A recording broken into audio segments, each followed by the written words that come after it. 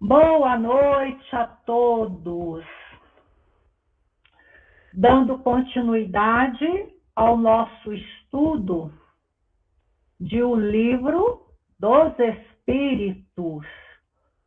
Hoje vamos ter a apresentação da segunda parte dessa obra, que trata do mundo dos espíritos ou do mundo espiritual. Essa segunda parte contém 11 capítulos que abordam vários aspectos sobre os espíritos encarnados e sobre a vida no mundo espiritual. Vamos começar a aquecer os nossos raciocínios sobre o tema, respondendo essa questão no nosso chat. Vocês podem ir pensando e respondendo. E no final da apresentação, a Jamira, a Mara, irão ler as respostas de vocês. Dê a sua opinião. A população desencarnada que convive no nosso planeta Terra é menor? É igual? Ou é maior do que a população encarnada? Todo mundo pensando. A população desencarnada que convive no planeta Terra. O que vocês acham? É menor? É igual? Ou é maior do que a população encarnada? Todo mundo pensando e respondendo. Vou dar um minutinho. Muito bem. Vamos então começar a apresentação do nosso tema, iniciando com os espíritos, que são os seres inteligentes criados por Deus. Portanto, espíritos somos todos nós, seres inteligentes da criação, encarnados e desencarnados.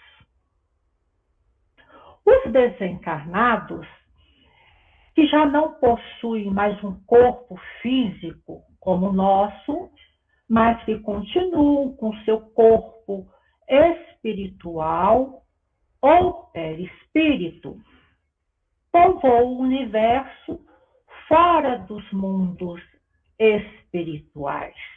Estão por toda parte, no espaço, nas regiões espirituais, nos mundos espirituais, mas esses espíritos não estão presos, ligados somente aos mundos ou regiões espirituais. Eles estão lá e também estão em outros mundos materiais, convivendo com seus habitantes. Já os encarnados, que somos nós, usando envoltórios mais densos, o corpo físico, habitamos os mundos materiais, como a Terra. Vamos ver como ocorre a separação da alma e do corpo no momento da morte, no momento do desencarne. Com a morte do corpo físico, desatam-se, desintegram-se os cordões fluídicos, energéticos, que prendem a alma, o ser inteligente, a esse corpo físico. Desligando, totalmente o espírito, que retorna à pátria espiritual com seu corpo espiritual ou perispírito. O desligamento do perispírito no momento da morte, ele é variável. Não ocorre da mesma maneira para todos. É de acordo com a afinidade que o espírito tenha com a matéria. Isto é, com a vida que ele viveu quando encarnado. Se foi uma vida intelectual, espiritual, e se ele, durante a sua existência, se esforçou para vencer as suas imperfeições, os vícios, as paixões, o seu perispírito terá muito menos ligação com a matéria, o seu perispírito e o seu espírito. E, consequentemente, esse desligamento será mais fácil ou mais difícil. Vamos ver. O desligamento, portanto, do perispírito, do corpo, o desligamento do perispírito no momento da morte, ele pode ser lento, pode ser mais demorado ou mais difícil, levar dias, semanas, meses, se a vida que a pessoa levou quando encarnada foi toda uma vida material e sensual. Se ela não se preocupou em trabalhar e eliminar as suas imperfeições, os seus vícios, as suas paixões, o orgulho, o egoísmo, etc. Ou pode ser instantâneo, ou mais fácil, menos demorado, se a vida que a pessoa teve quando encarnada foi uma vida intelectual e de moral elevada. Portanto, nós podemos perceber que o desligamento do nosso perispírito pode se tornar mais difícil dependendo da nova vida que levamos. Aí aumenta-se a influência da matéria sobre o espírito, ou essa influência da matéria sobre o perispírito e o espírito pode também ser diminuída, facilitando o desligamento do perispírito ou dificultando o desligamento do perispírito. A perturbação do espírito durante e após o desencarne. Vamos ver. Essa perturbação também é variável no tipo, na intensidade e na duração, dependendo da evolução do espírito. Essa perturbação geralmente ocorre nos espíritos imperfeitos como nós, porque nem sempre nós conseguimos ter uma consciência plena da nossa condição de desencarnado imediatamente após o desligamento do nosso espírito do corpo. E esse estado de perturbação do espírito pode levar horas, meses e até muitos anos. Essa perturbação está também relacionada com o gênero de morte. Se for uma morte repentina, violenta ou suicídio, que causam impressões muito fortes no espírito e, consequentemente, no perispírito do desencarnado. Vamos ver como é a perturbação no homem de bem. Ela nada tem de penosa. Ele conserva-se calmo, tem um despertar tranquilo.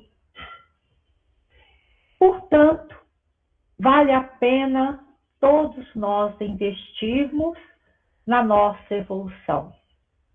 Porque tanto no desligamento do perispírito, ou no momento do desencarne, ou no estado de perturbação nossa após o desencarne, vai depender de como nós levamos as nossas existências.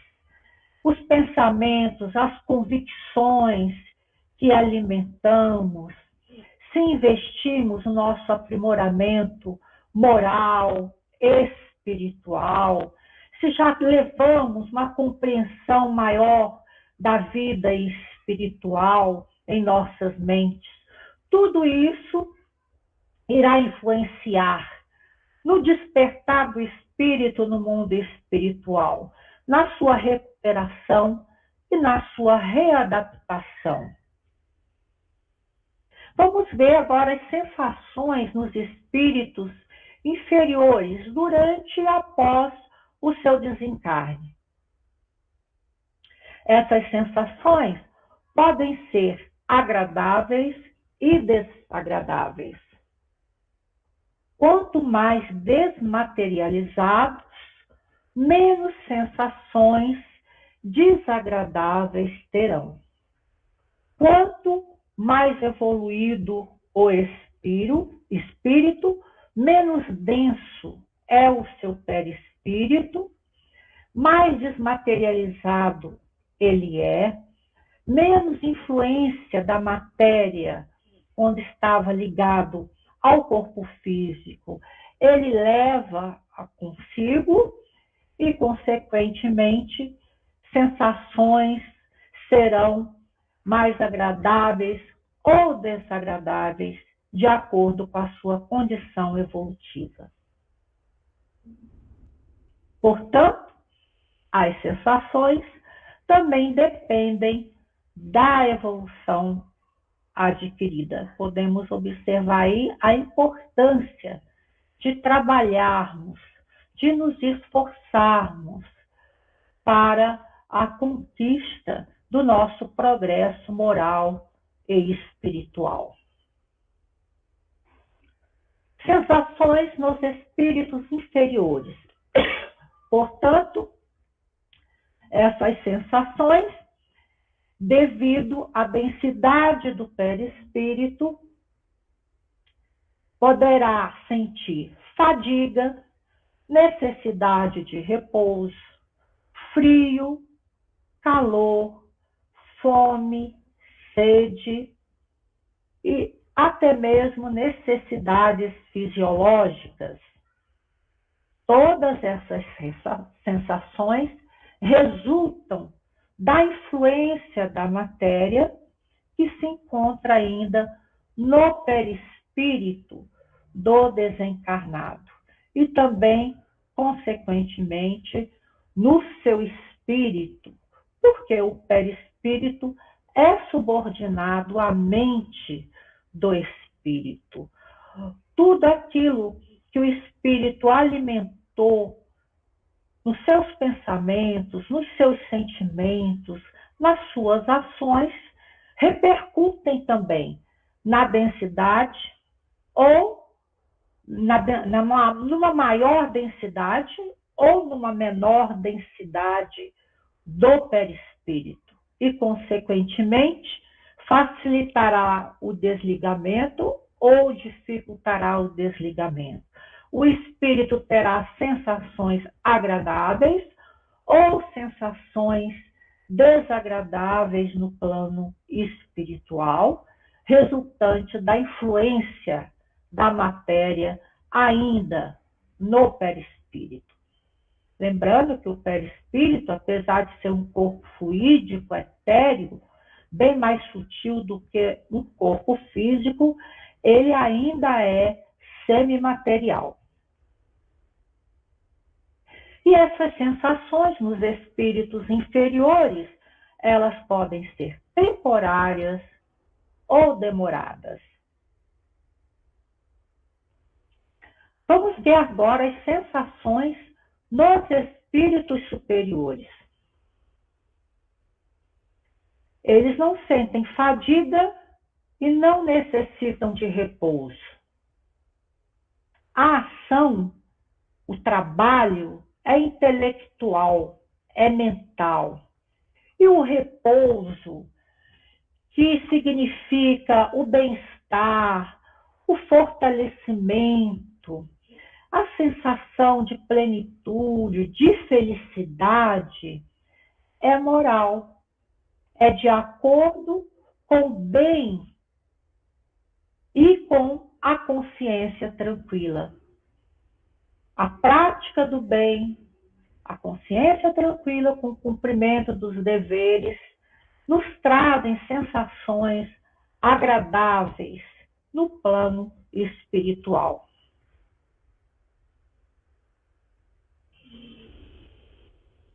Os espíritos superiores alimentam-se, absorvendo pela respiração as energias da natureza.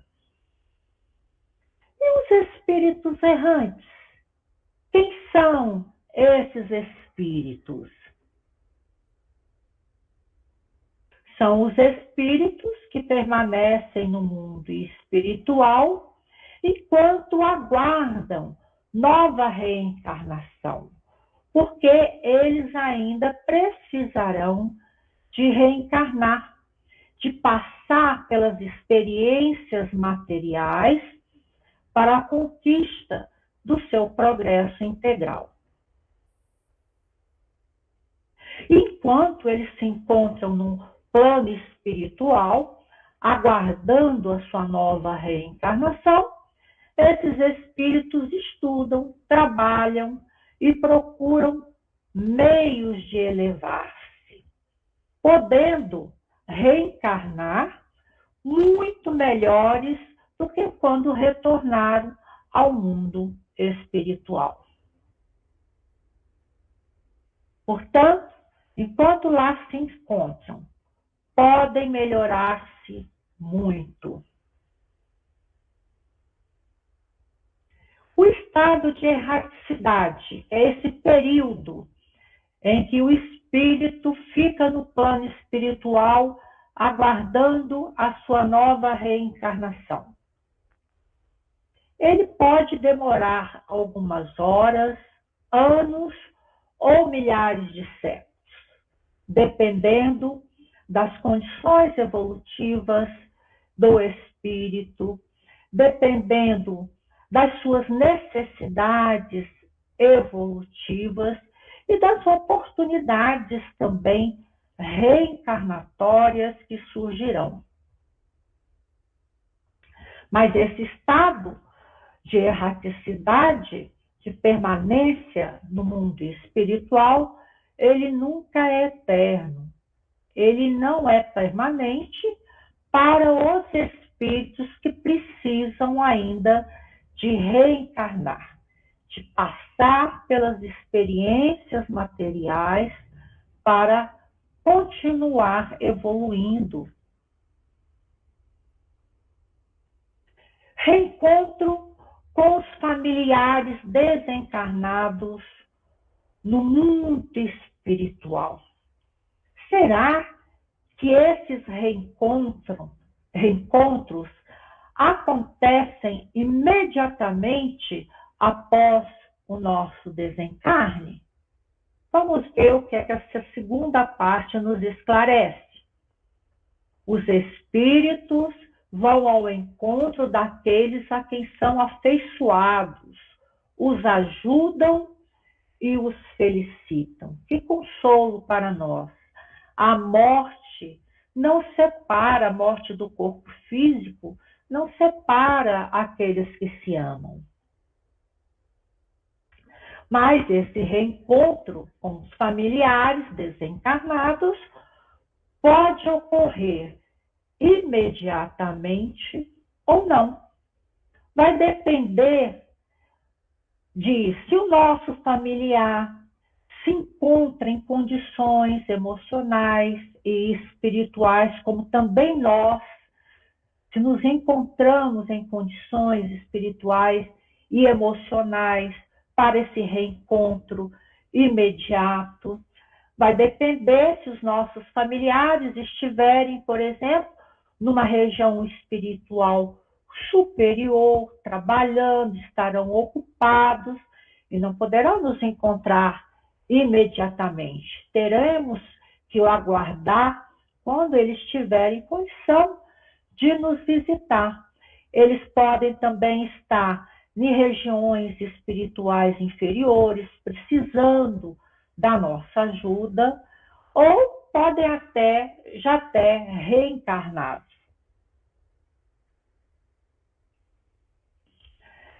Esse encontro imediato ou demorado também depende das condições evolutivas e da afeição devotada.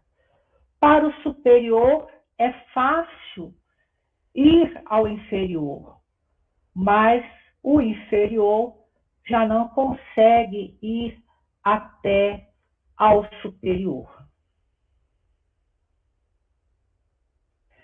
Como os espíritos se comunicam? Vamos ver. Os inferiores falando com os encarnados. Precisam ouvir para compreender. Os superiores se comunicam pelo pensamento, que é uma comunicação muito mais rápida e eficiente.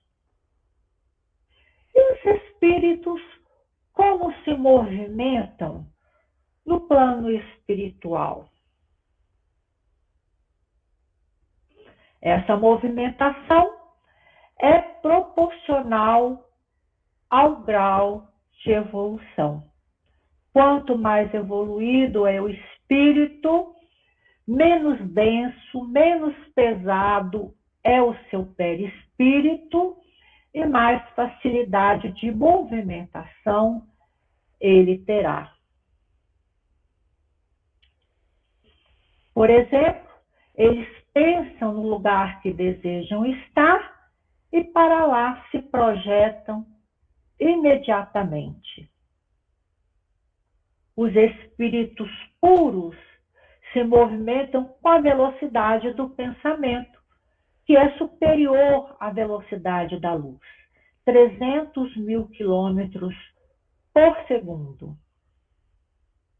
Os bons, portanto, vão a toda parte, porque já conquistaram o desenvolvimento intelectual, o desenvolvimento moral, o desenvolvimento dos sentimentos, que favorecem, que facilitam a movimentação dos espíritos. Mas os imperfeitos já têm movimentação limitada. Eles, por exemplo, devido à densidade do seu perispírito, eles já não conseguem ir até os planos espirituais superiores, porque para a conquista dessa movimentação é necessário não só apenas a evolução intelectual, a evolução dos pensamentos. Há a necessidade da evolução dos sentimentos, da evolução moral. Obstáculos materiais para os espíritos existem? Vamos ver. Não há dificuldades para vencer os obstáculos materiais para determinados espíritos que podem atravessar a matéria, podem atravessar a água, o fogo, a terra, porque o seu perispírito é mais sutil, é mais fluídico. não é tão denso quanto ao perispírito de espíritos atrasados, imperfeitos, que têm mais dificuldades para vencer os obstáculos materiais. Portanto, até mesmo nessas dificuldades, nós encontramos aí, ou facilidades, a importância da evolução conquistada pelo espírito. Mais evoluído, menos denso o perispírito. Mais facilidade de atravessar a matéria. Tem espíritos que são tão imperfeitos e a densidade do perispírito ainda é tão grande que para eles entrarem nas nossas casas, eles têm que encontrar as portas ou as janelas abertas, senão eles não conseguem penetrar, porque não conseguem atravessar a matéria. Sexo nos espíritos. Kardec pergunta: os espíritos têm sexo? E eles respondem: não como o entendeis. Interessante observarmos nessa resposta dos espíritos superiores que eles não disseram de forma direta: não, os espíritos não têm sexo, mas responderam de forma indireta: não como o entendeis. Isto é, sim, os espíritos têm sexo, mas não é o sexo como nós encarnados entendemos, o sexo físico, fisiológico, hormonal, porque o sexo nos espíritos, ele é afetivo, ele é emocional, ele é psíquico.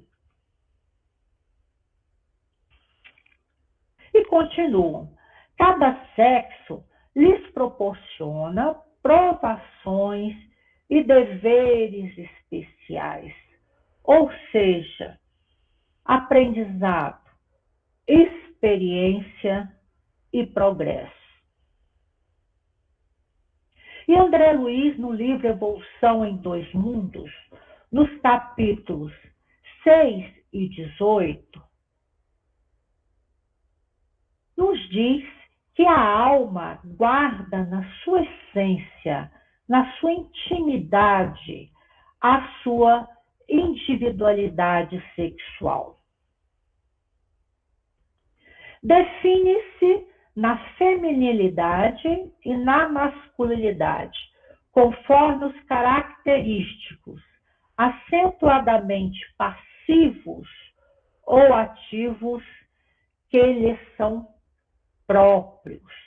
Portanto, enquanto ainda nos encontramos na condição de princípios espirituais, percorrendo os vários reinos da natureza, cada um por milhões e milhões de anos, nós vamos agregando características próprias, bem distintas, e nos definindo na masculinidade ou na feminilidade. Assim conclui André Luiz que a sede do sexo não se acha no veículo físico, mas sim na alma, em sua estrutura complexa. Mas, se os espíritos, como princípios espirituais ainda, já conquistam a sua sexualidade, nós já definimos a nossa sexualidade. Como compreender a inversão sexual ou a homossexualidade? Por que uma alma feminina, por exemplo, ou masculina, reencarna num corpo físico oposto à sua estrutura psicológica sexual? Se já trazemos na nossa alma essa definição. Vamos ver. Nos dizem que é perfeitamente compreensível a inversão sexual ou a homossexualidade à luz da reencarnação. Portanto, as causas da homossexualidade não estão na vida presente, na educação dos pais, na genética ou na influência do meio, etc. Estão nos nossos comportamentos de vidas passadas. O que fizemos, como usamos as nossas energias sexuais, como nos relacionamos afetivamente. E aí, André Luiz e Emmanuel nos dizem que as causas da homossexualidade são duas: missão ou abuso. Por missão, a inversão sexual acontece quando espíritos cultos, sensíveis, maduros, pedem para reencarnar num corpo físico oposto à sua sexualidade psíquica, para que ele possa evitar casamentos, arrastamentos afetivos, se dedicando completamente à sua missão, à tarefa de elevação pessoal ou coletiva que ele se propôs e pediu para realizar quando encarnado. Já a inversão sexual por abuso, o espírito é compulsoriamente levado a reencarnar pelas leis divinas num corpo físico oposto à sua psicologia, à sua sexualidade psíquica, para expiar erros afetivos e sexuais de vidas passadas. Interessante também comentarmos que na inversão sexual por missão, os espíritos não têm choque, conflito com a sua sexualidade atual.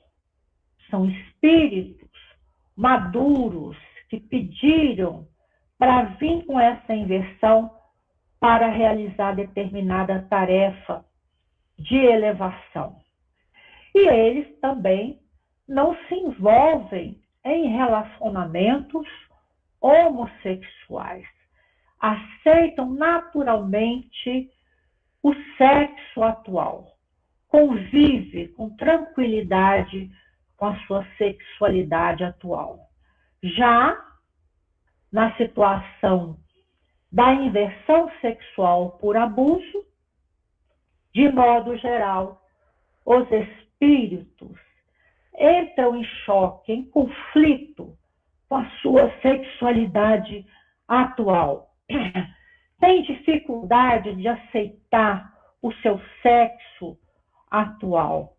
Se envolvem em relacionamentos homossexuais e muitos, devido ao conflito, ao grau de conflito, apelam para as cirurgias, para a mudança do corpo ou do sexo.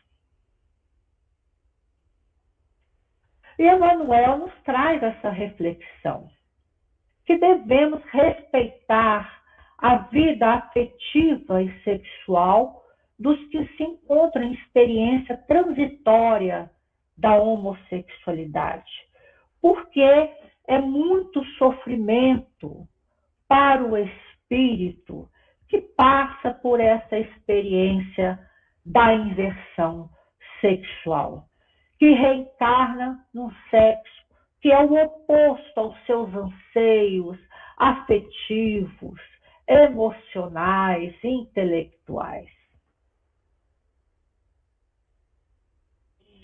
Mas chega aquele momento que o espírito que se encontra no mundo espiritual precisa de retornar à vida corporal, à vida material.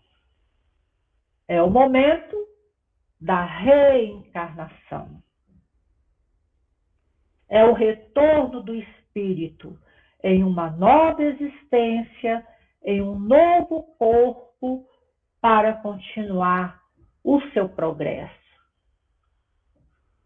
E a união do espírito com esse novo corpo começa na concepção, isto é, na fecundação, no momento em que o espermatozoide penetra no óvulo e começa aí a divisão celular, a multiplicação celular e a formação do novo corpo, que irá servir para ele de instrumento na Terra.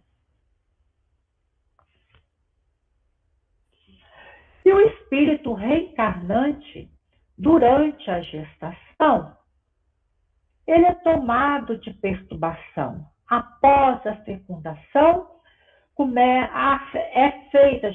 já está feita a ligação do espírito com o corpo, começa essa multiplicação celular que irá formar esse novo corpinho, e nessa fase, enquanto esse novo corpo está formando, o espírito é tomado de perturbação, entra em estado de sono, seu perispírito passa por um processo de redução, ficando do tamanho de um útero, do útero. Suas ideias se apagam aos poucos e há o esquecimento do passado, que é a bênção de Deus para que possamos recomeçar com mais facilidade e com mais equilíbrio. Então, todas essas características, como dentro desse processo reencarnatório, como a perturbação, o sono, o esquecimento do passado, tudo isso está relacionado no processo, acontece naturalmente pelo processo biológico da reencarnação. E a união do espírito com o corpo se completa com o nascimento. Anjo de guarda é outro tema abordado nessa segunda parte.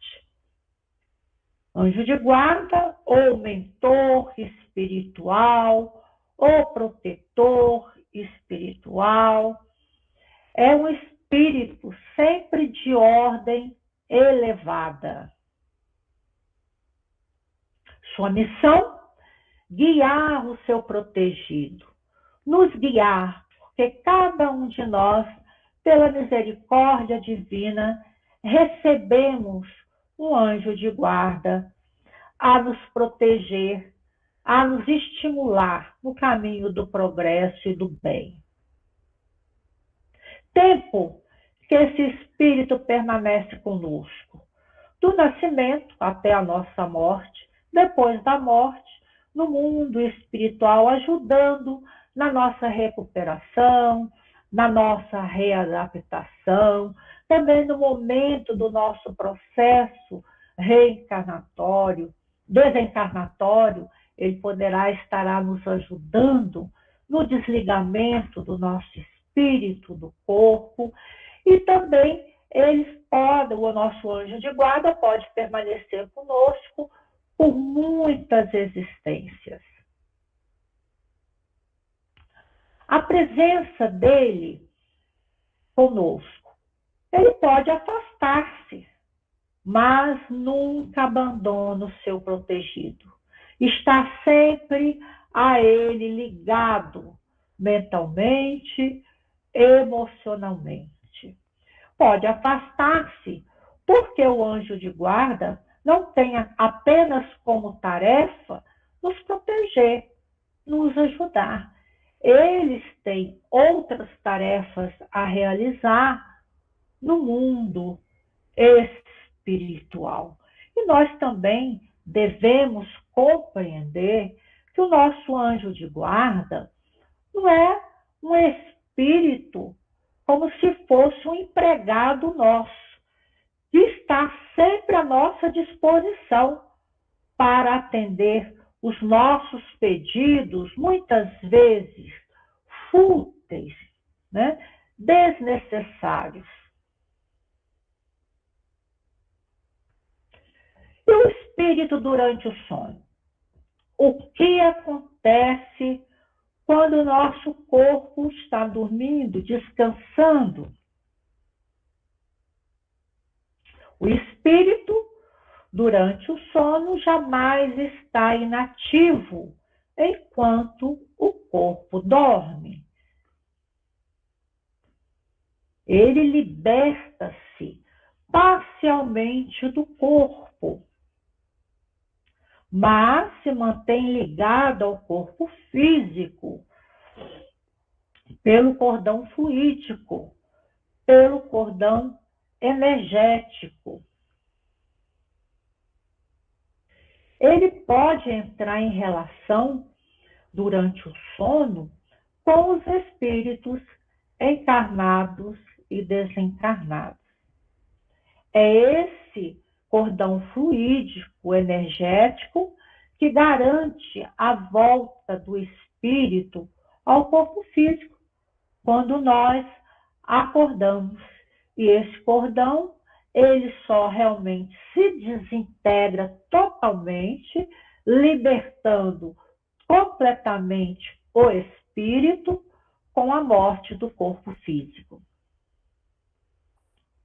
E durante a nossa permanência no mundo espiritual, durante o sono, o espírito pode trazer lembrança ou intuição do que viu, vivenciou e aprendeu. Se essa lembrança, essa intuição for útil para ele ou para alguém. E os sonhos? O que são os sonhos? Vamos ver. Os sonhos podem ser as lembranças das experiências vividas pelo espírito durante o sono. Podem ser as lembranças do que o espírito viu, vivenciou, aprendeu, enquanto estava afastado do corpo físico. Mas os sonhos também, nos alerta Kardec, podem ser efeitos da imaginação, ou seja, projeções do nosso subconsciente. Relacionadas essas projeções com as experiências que nós vivenciamos durante a semana, as preocupações, abalos emocionais, estados de saúde, tudo isso pode influenciar na formação dos nossos sonhos. E encerrando a apresentação dessa segunda parte de O Livro dos Espíritos, vamos guardar na nossa mente, no nosso coração, a missão do Espiritismo, que é a de destruir o materialismo, mostrando a realidade da vida espiritual, a realidade de espíritos imortais que todos nós somos, sendo inclusive um potente auxiliar a todas as religiões e a toda a humanidade, a todos nós, contribuindo sobremaneira com a conquista da nossa evolução e da nossa felicidade. Encerrando assim a nossa apresentação, vamos passar agora para o momento da participação de vocês, ouvindo, inclusive, além das dúvidas, as respostas de vocês sobre a primeira questão colocada no início da nossa apresentação.